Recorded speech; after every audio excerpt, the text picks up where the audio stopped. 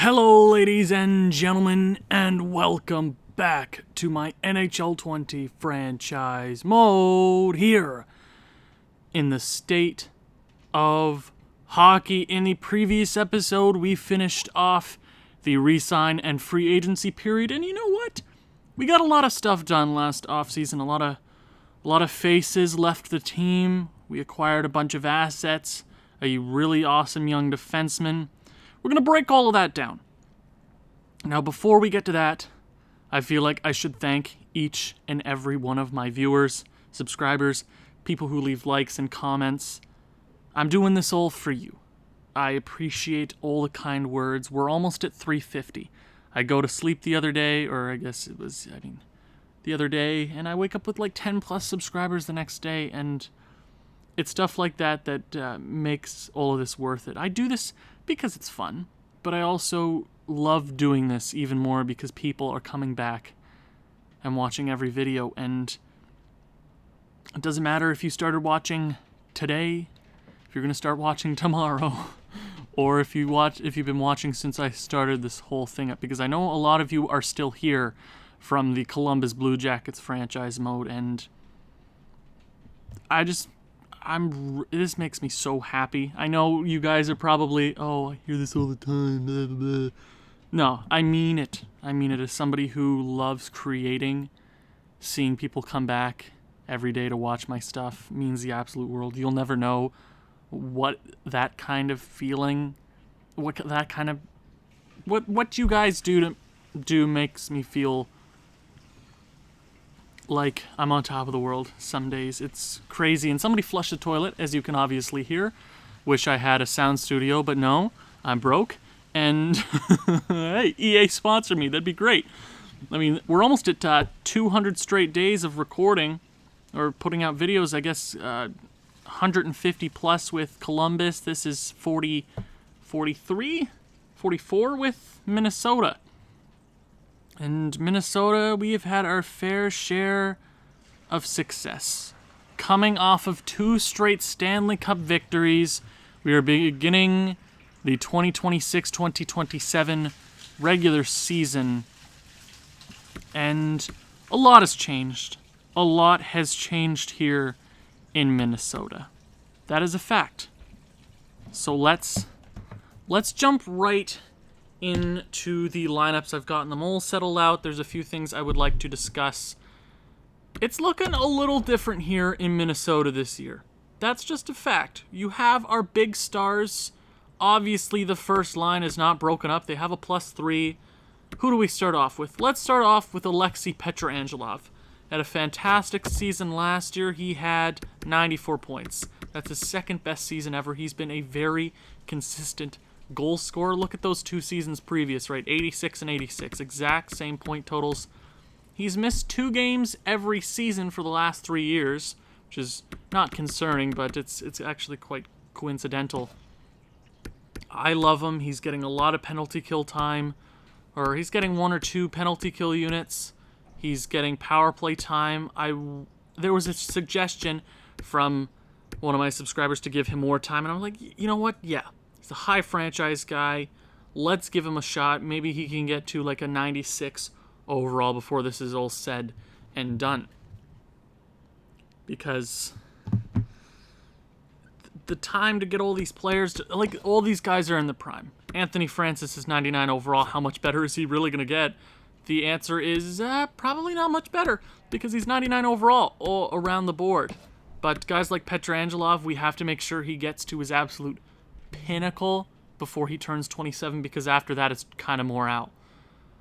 Anthony Francis, we can talk all day about the four-time reigning defending Art Ross and Hart Trophy winner. 4 straight years he has been dominant since he came into the NHL. The first overall pick in the 2022 NHL draft. Boston screwed up and gave us that pick. And he is one of the reasons we won a Stanley Cup, if not the biggest reason. He is our centerpiece. But the guy that we originally built this team around, before we had Francis, before we had Petrangelov, before we had Newman and Langweeder, all those other guys.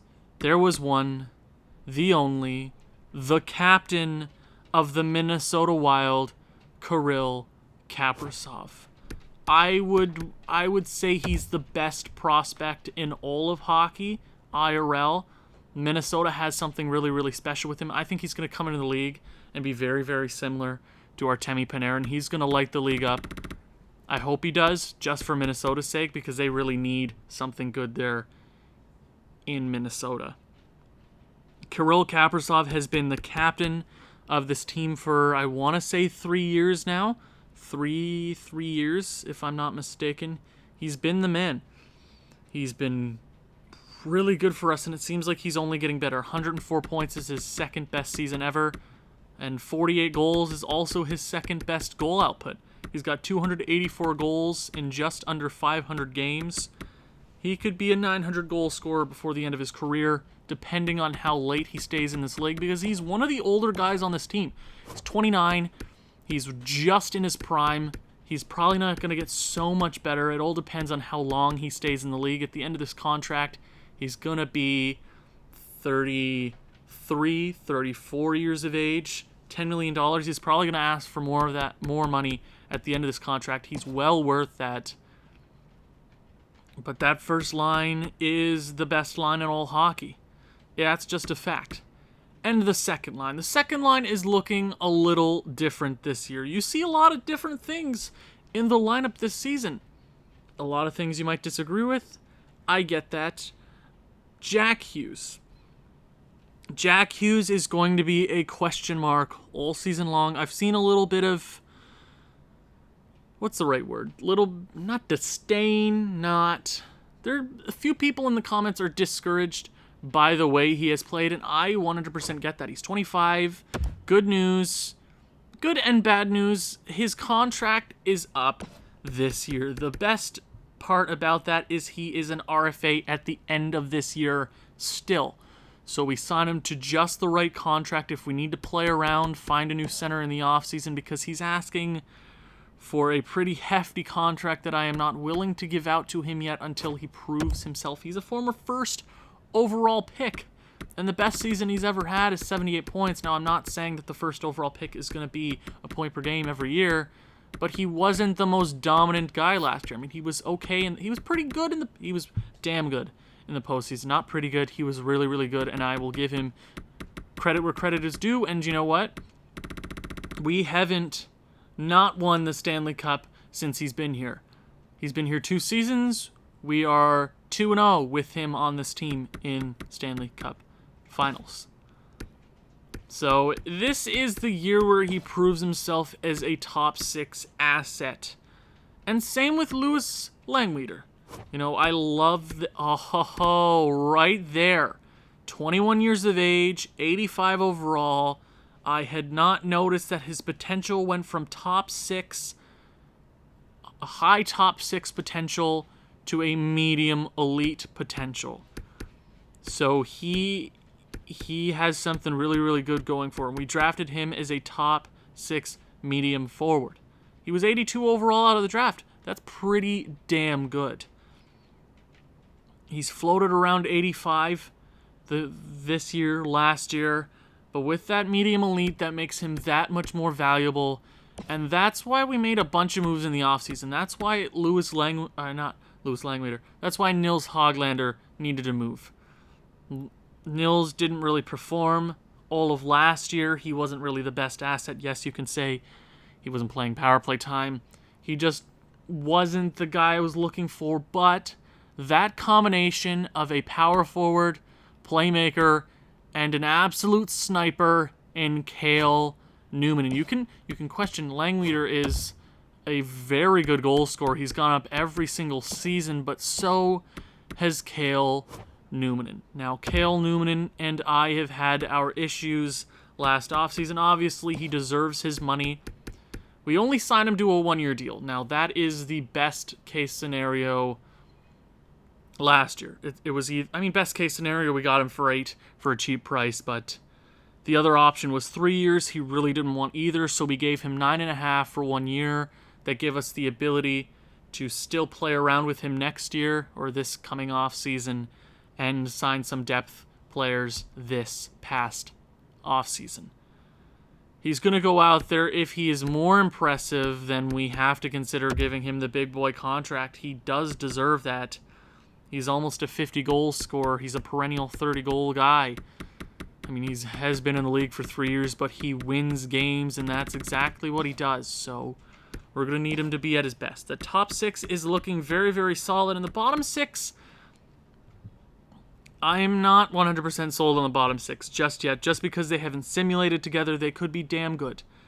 Or they could be pretty poor. That's what I'm kind of deducing. The 4th line is probably going to be iffy this year. But let's talk about the 5th overall pick this past draft in the first round, Sergei Gogolev. Can't say that right. Sergei Gogolev. I'm just going to call him Gogo because that is way easier. I don't know why I'm struggling saying his name. I apologize, but he is the top-rated prospect in our organization alongside a defenseman who is also playing this year. Spoilers.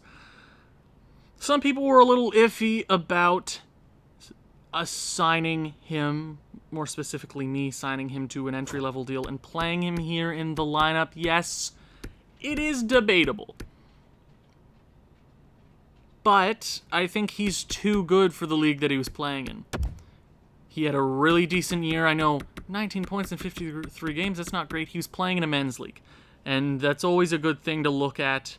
Like, if you see a young prospect playing in Finland, he's not going to put a point per game ever, unless your name is Elias Pettersson. 19 points in 53 games.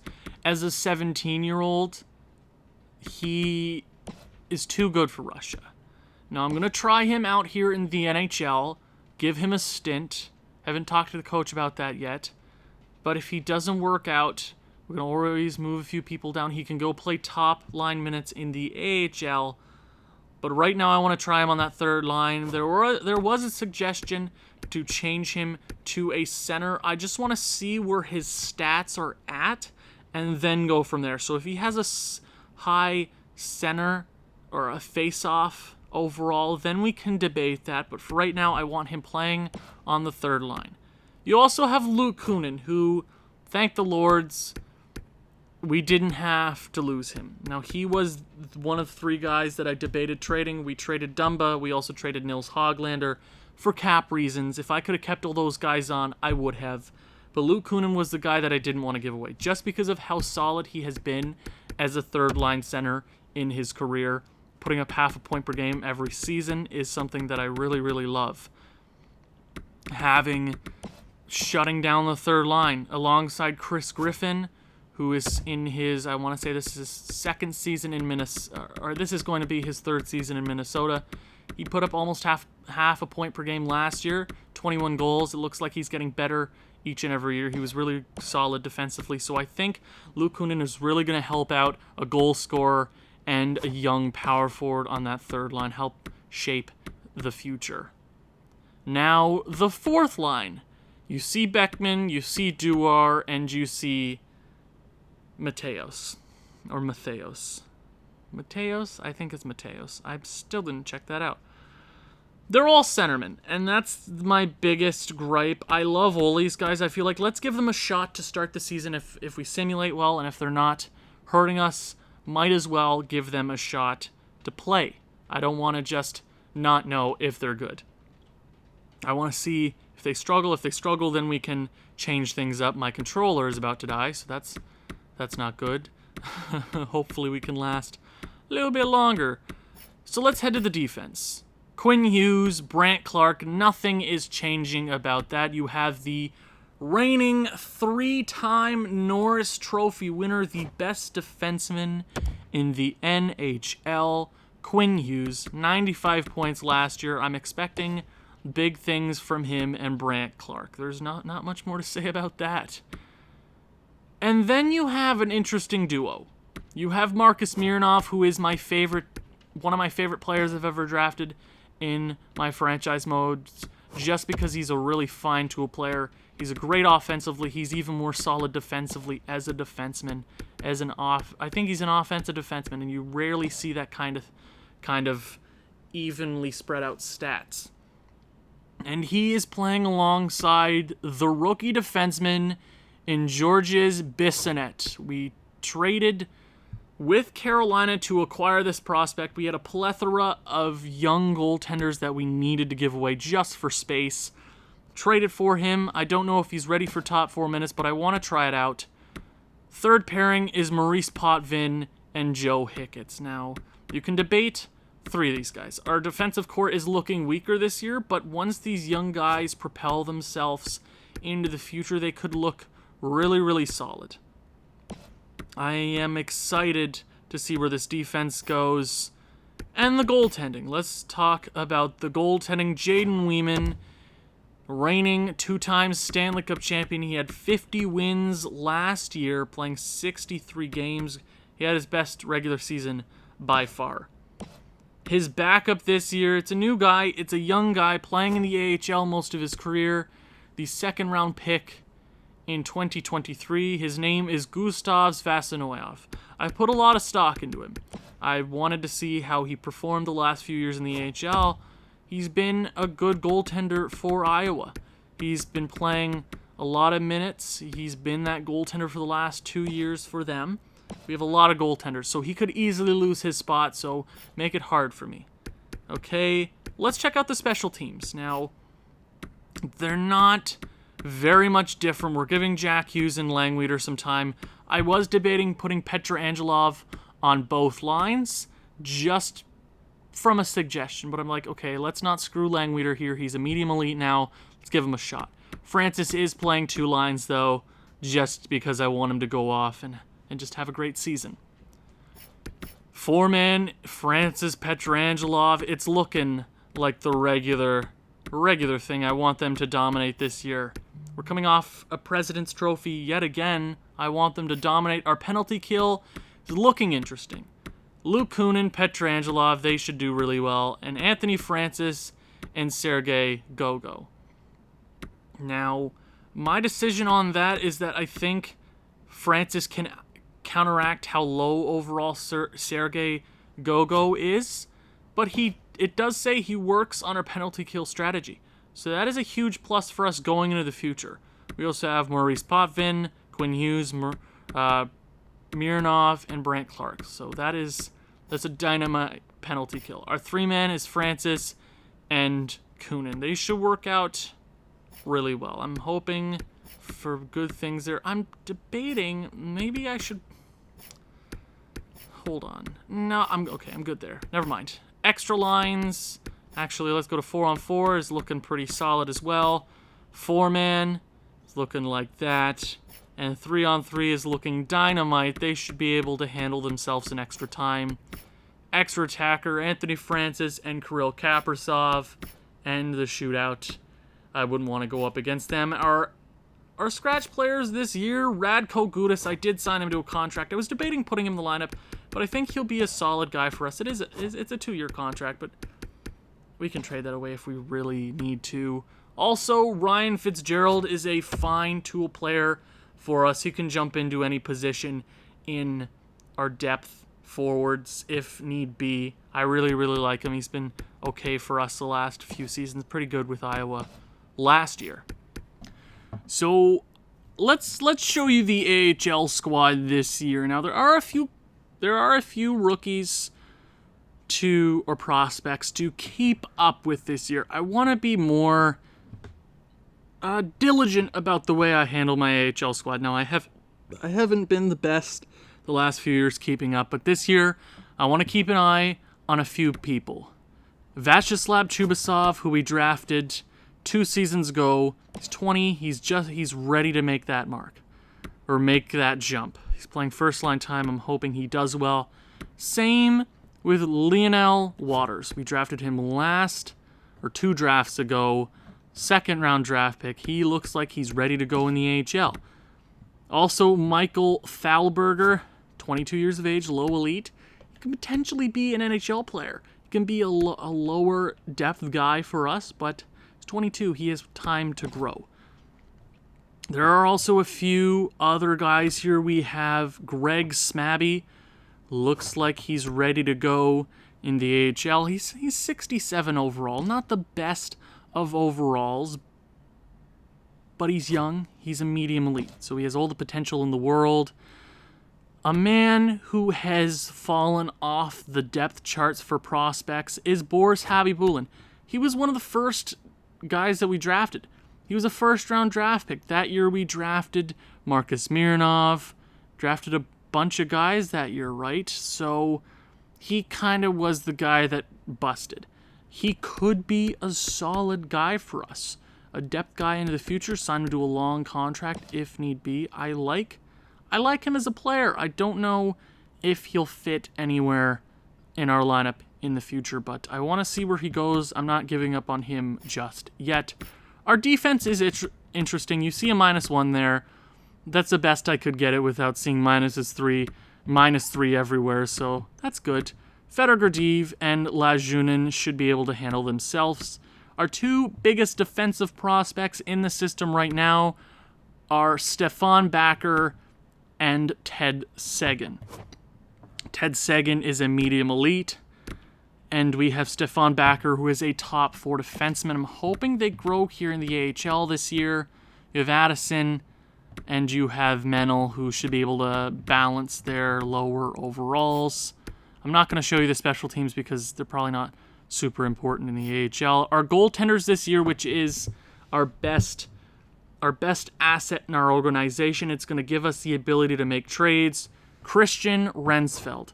He is a high elite goaltender. Christian Rensfeldt, 21 years of age. He is going to be contending for that backup position next year in the NHL. Same with Taro Mackey. He's kind of been the goalie that slipped down the depth charts because we've drafted so many awesome goaltenders, but I want him to have an impactful year. Our scratch players in the AHL, Andrew Shaw and Luis Belpido. I believe our captain in the AHL is also Kalen Addison, so good for him.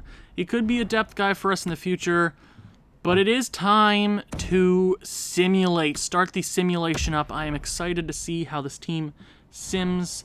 I'm hoping we don't have a Stanley Cup hangover, but it is time to see how we start off the regular season here in Minnesota, the current Stanley Cup champions. Head coach wants to talk to us about Gogo, so I want to say he's NHL. I could have said trial. I'll agree with him. I don't really plan. Okay, I think he deserves a look. I agreed with him, but sure. Okay, Jamison Wellwood. I'm excited, but I also have a feeling we might start simulating poorly, especially with the changing names. We worked really well with the players that we had. Losing Dumba and Nils Hoglander don't necessarily help us right away, but I think long-term we'd made the right moves because of cap. We have talent. We should be okay in the long run. We are ready to make a Stanley Cup defense. We are currently the champions for 2 straight years. You can't stop us until we get eliminated. Starting off the regular season against Connor McDavid's Edmonton Oilers, we pick up a big win. Chicago Blackhawks, come on, 4-3 victory, I'll take it. Washington Capitals, there we go, starting off the season nice and right. We have Nashville's pick this year, 5 straight to start the regular season. Dallas, 5-4 loss in regulation. Let's view the draft class. We have a few first-round draft picks this season, so it is going to be interesting to keep up with that. The first overall projected pick is Johan Oland. So this is awesome. Last year we had a lot of defensemen, a lot of wingers in the top 10. This year it's primarily centermen, which is chef kiss. Lovely. You have Parise, which might be interesting to pick up. Maybe we have a lot of defensemen as it is. Perreault, Marcox, and you have Reimer. These 3 centermen I'm going to keep an eye on with the amount of assets that we have with Jack Hughes' contract coming up. It might be beneficial to get one of these top-rated prospects. I've seen a lot of guys in the comments saying, go out, get a centerman to replace Jack Hughes. Jack Hughes hasn't necessarily been the best player for the team, but I want to see how he does this year, and then we have a lot of options. We have a lot of options this offseason to go out and potentially get one of these top-rated guys. So I'm excited for the draft, but we are starting off the season 6-1-0, picking up a rebound win over Ottawa. Vegas, make it at 2 in a row. Luke Kunin wants to talk. Luke Kunin, what's the problem, man? We're playing 14 minutes a night. That might even be more than last year. Persuade time, and you're mad. I'm going to disagree with you. I don't care. You know your role on this team. You're almost making $6 million a year. You should be happy. 6-5 shootout loss over the Avalanche. We lose one in regulation, and then we beat the Flames to end off October. Now, I'm going to check the stats real quick. Jack Hughes with 19 points. I'm going to go one more month because that's how I've seen... we usually see where we're going after 2 months. First month isn't the best indicator at how well we're doing. So I'll go 2 months, and then we will check the stats as it is. I've been tending to do that the last few years. So let's go 2 months, starting off the season against the St. Louis Blues, and then we will check the stats on the 1st of December. St. Louis to start the month, 6-5 victory. I will take it. A few Western Conference games here to start the month. A few wins here and there. I'll take it. A few losses too, but we're getting points. Beating St. Louis twice in 1 month. I'll take it. Jamison Wellwood wants to talk to me about Go-Go, so we're going to keep him in the NHL just because I feel like it.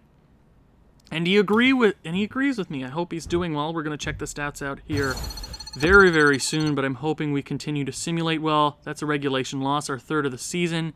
Pick up a rebound win over the San Jose Sharks. Bruins and Blackhawks. Hell yes. We're crushing teams in the East and the West. That is what I'm talking about. Montreal falls to the Minnesota Wild.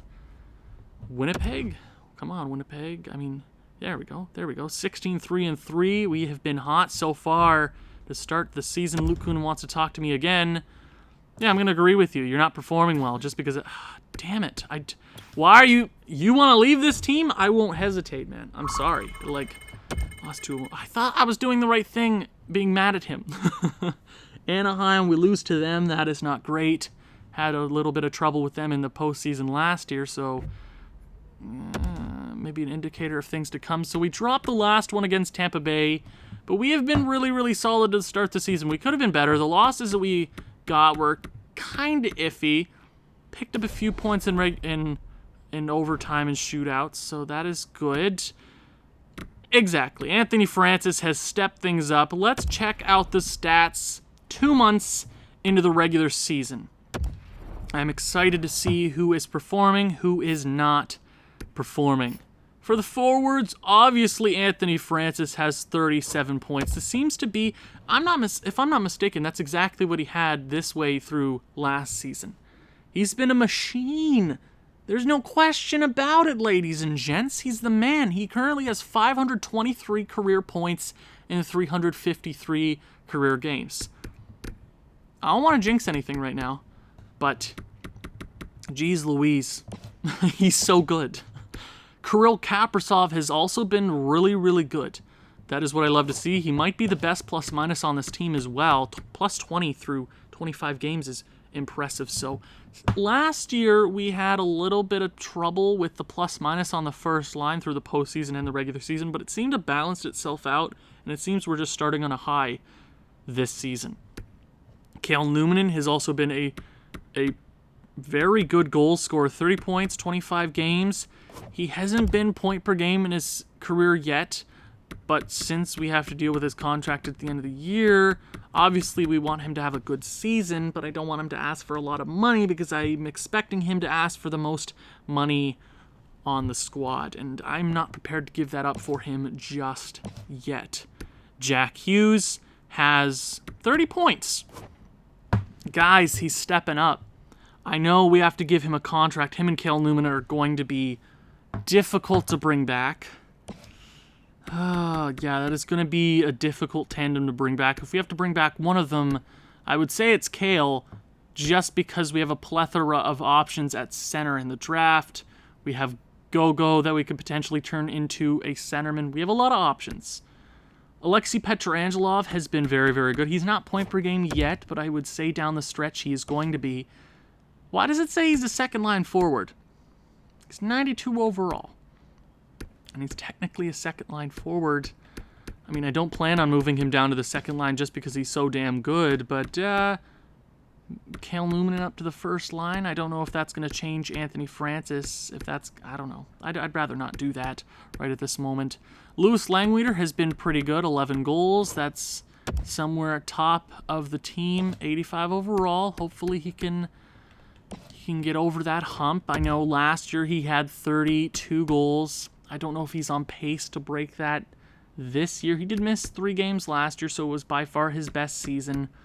I think he'll beat it. We're not even halfway through the season. He's almost at...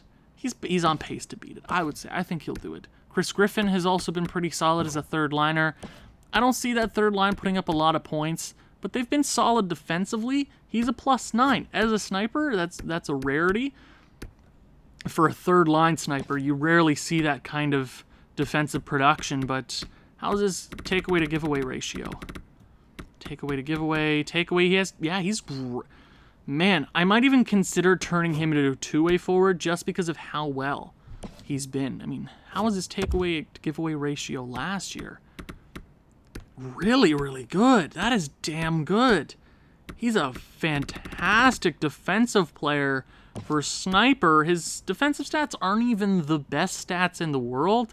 You got a 4.5 on physical. Skating is 3.5. Defense is 4.5.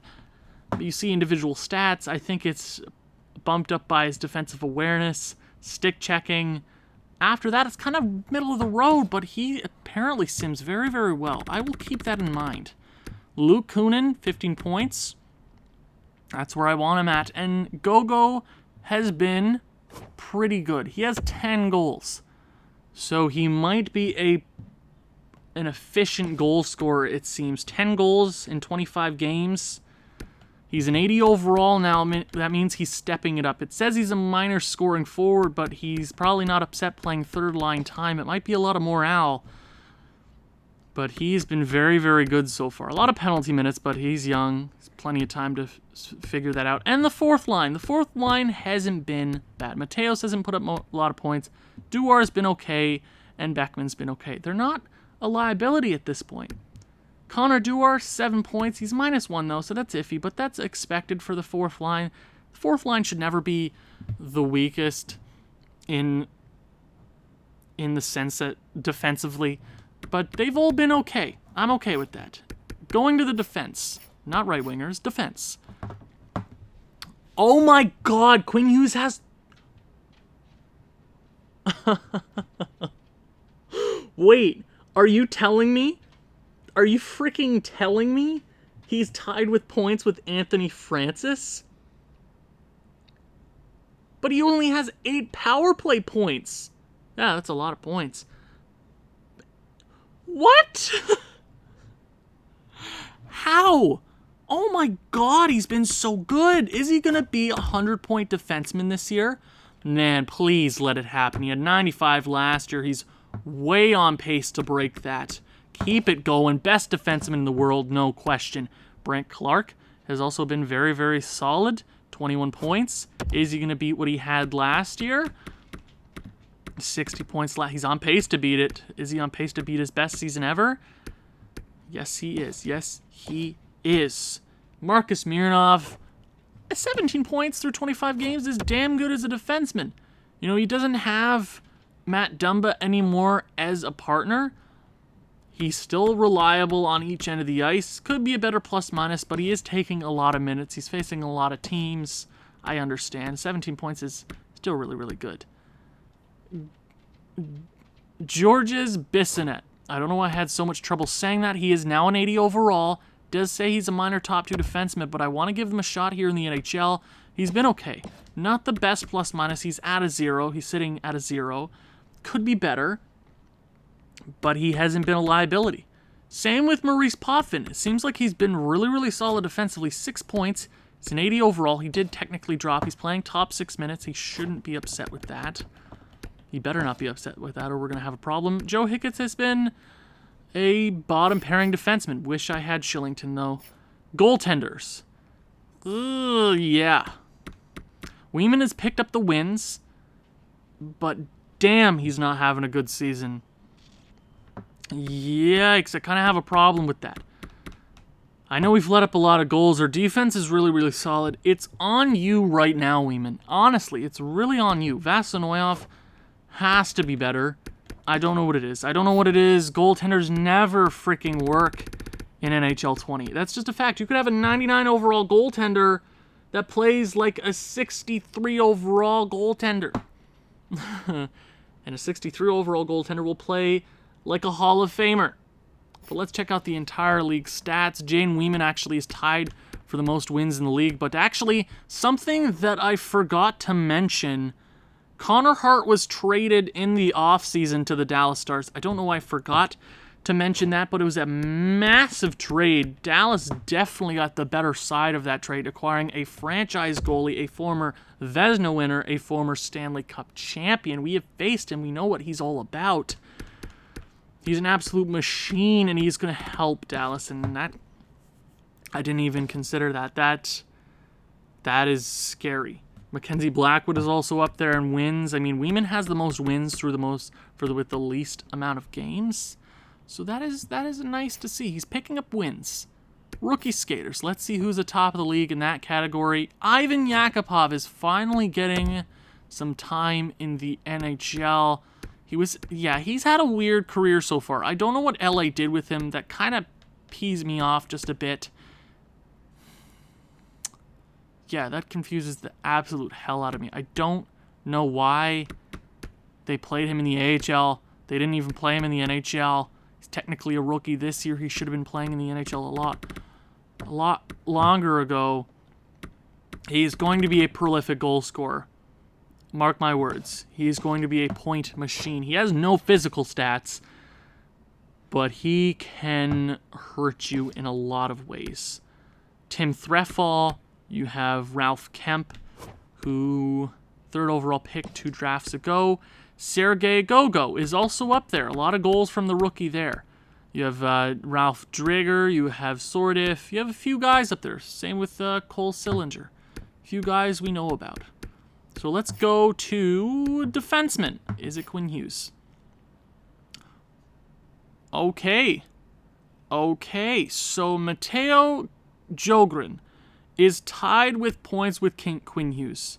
Quinn Hughes has a better plus-minus. I think down the stretch, Quinn Hughes is going to be the better player, but we know Grogan is a fantastic defenseman for the St. Louis Blues. I think he's going to take over the position of best defense in the league in a matter of time. He's 91 overall at 21 years of age. He's going to be the guy. Quinn Hughes is currently that man.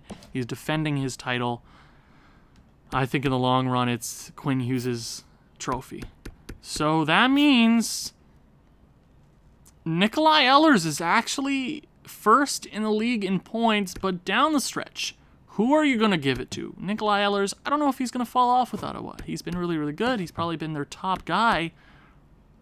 Anthony Francis has played 2 less games than him.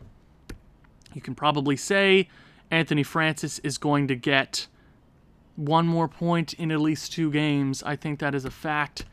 Grogan isn't going to keep up pace with Anthony Francis. Same with Quinn Hughes. That's a fact, but I would love to see a few 100-point defensemen. That would be a phenomenal race. Who's the leading goal scorer so far?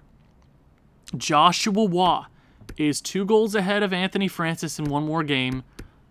We know Anthony Francis tied with most goals last year, so he's defending 3 or 4 or 5 trophies. He has been impressive so far. The most assists in the league so far actually goes to Quinn Hughes.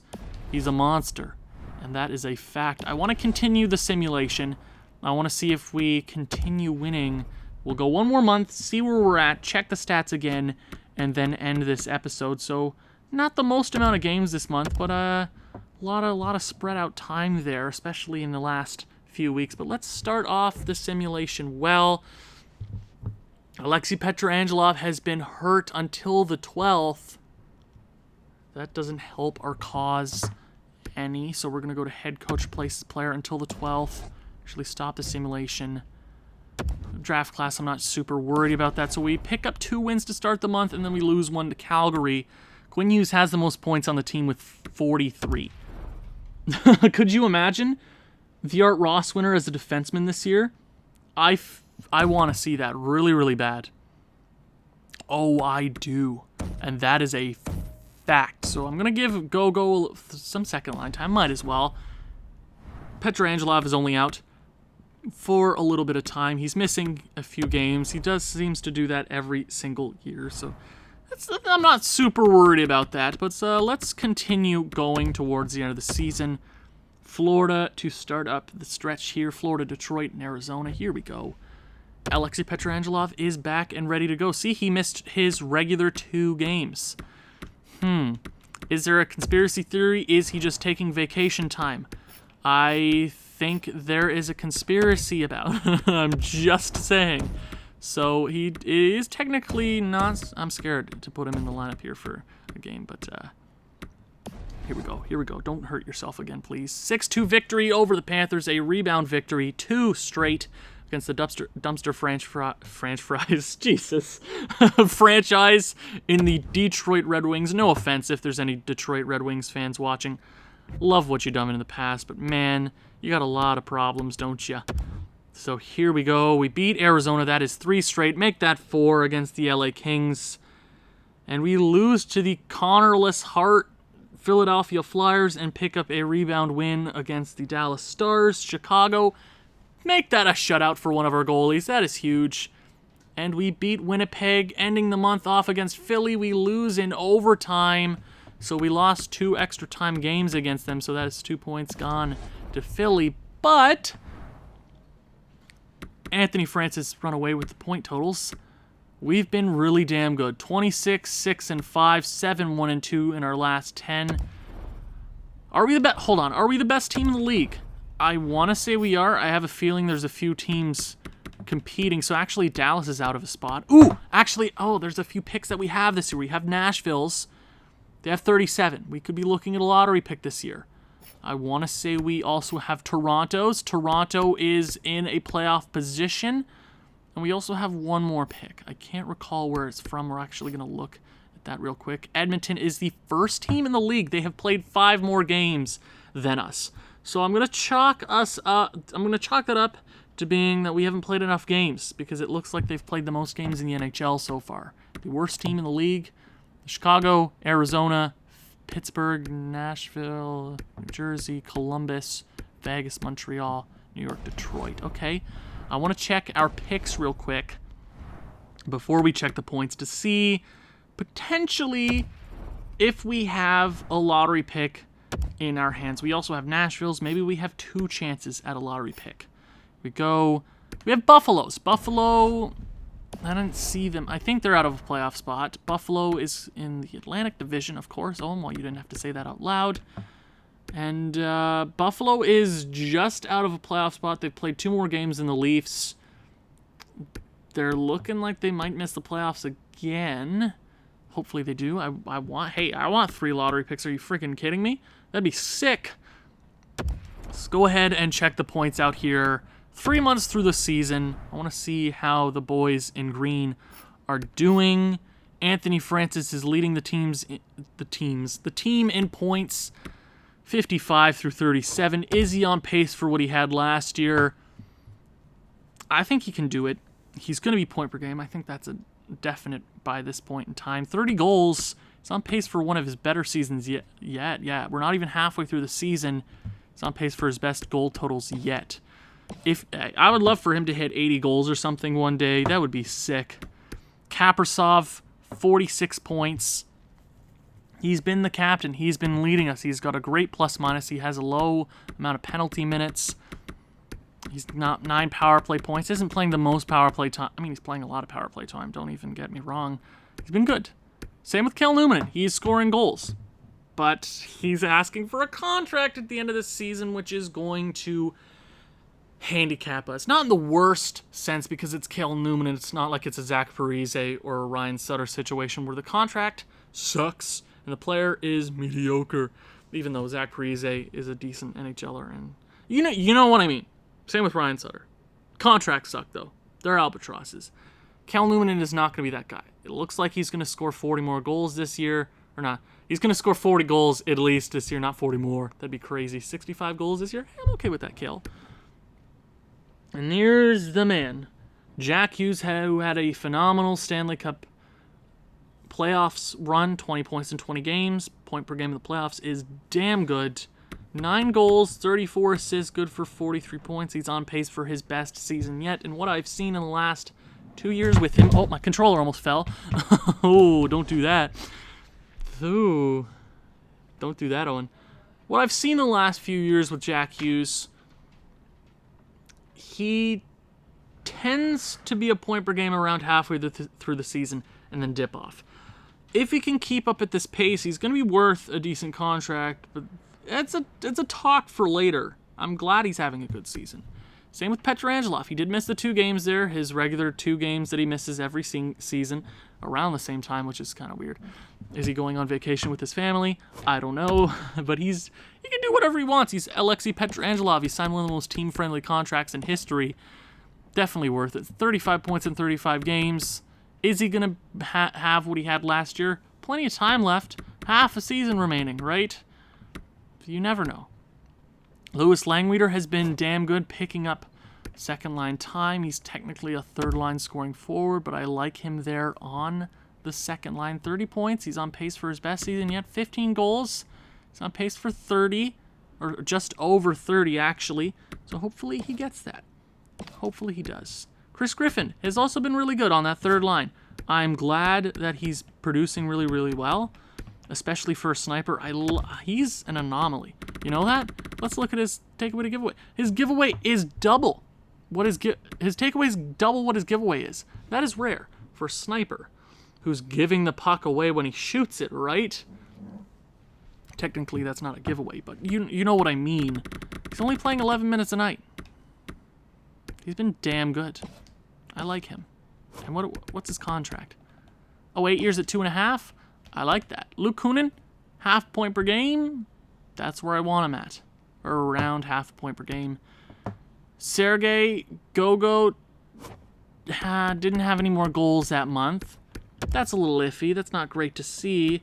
I do like him, though. If he can have a 30-point rookie season, I like that as a power forward. Very similar to Louis Langweeder, okay? I like that. He's a goal scorer. He's not the best assist person yet, but I do see the similarities to Louis Langweeder. Beckman, Duar, and Mateos have been really solid. I'm not going to lie.